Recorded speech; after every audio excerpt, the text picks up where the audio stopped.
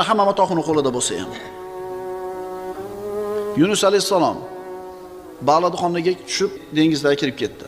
Nima deb duo qildi? La ilaha illa anta subhanaka inni kuntu minaz zolimin.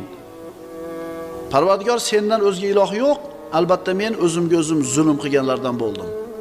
Ya'ni senga osiylik qildim, eng baxtsiz inson bo'lib qoldim. Musulmon odam savobli ish qilganda, Alloh rozi bo'ladigan ishni qilib, shunga muvaffaq qilganda shunaqa saodatni his qiladi o'zida. To'g'rimi?